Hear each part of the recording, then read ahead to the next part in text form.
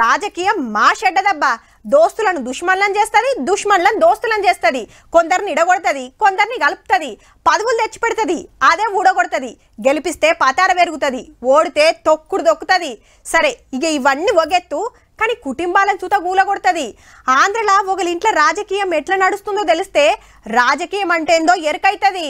YS family ఎట్లున్నదంటే అన్న చెల్లె నడిమిట్ల అమ్మ, కొడుకు వైసీపీ అధ్యక్షుడు, బిడ్డ కాంగ్రెస్ అధ్యక్షురాలు. మళ్ళా సీఎం కావాలని జగన్ సారు, ఆ సీట్లకెళ్ళి అన్నం దించాలని షర్మిల మేడం, ఎవరికి సపోర్ట్ చేయాలనో తెలియక విజయమ్మ. కొడుకు యాత్రకు బయలుదేరినాడు, ఇడుపులపాయల పెన్మిటి సమాధి కాడ ప్రార్థనలు చేసి విజయం సాధించమని దీవెనార్తి పెట్టింది. 4 వద్దులకు బిడ్డ ఓట్ల యుద్ధానికి పోతుంటే మళ్ళీ అదే జాగాలో బిడ్డకు దీవెనార్తి ఇచ్చింది, తప్పకుండా గెలవాలని. ఇద్దరు 2 కళ్ళ లెక్క, ఎవరిని కాదన రాదు. అట్లనే ఒకరిని ఊకుంచుదామంటే ఇనే పరిస్థితి లేదు. ఎలక్షన్ల ప్రచారం సీదా అన్నకే సూటి పెట్టింది చెల్లె షర్మిలమ్మ. కొంగు చాచి అడుగుతున్నాం, రాజశేఖర రెడ్డి బిడ్డ అడుగుతుంది, వివేకానంద రెడ్డి బిడ్డ అడుగుతుంది.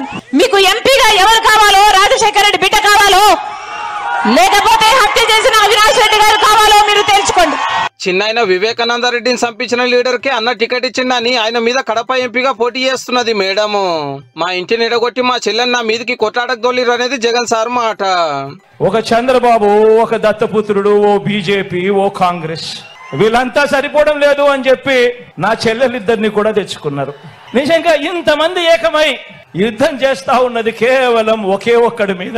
ఇద్దరు నడుమ గింతగానం నడుస్తుండే వరకు విజయమ్మకు పాన నిమ్మలం లేకుండా అయ్యిందట. అన్న చెల్లెళ్ళ కొట్లాటం నేను చూడలేనని అమెరికాకు పోయిందట. అప్పుడు షర్మిలక్క తెలంగాణలో పార్టీ పెట్టినాడు, అమ్మ ఫుల్ సపోర్ట్ ఇచ్చేది. ఇప్పుడు ఆంధ్రాలో కొడుకు బిడ్డ కీసులాడుతుంటే తల్లి మనసుకు బాధ ఉంటది కదా మరి.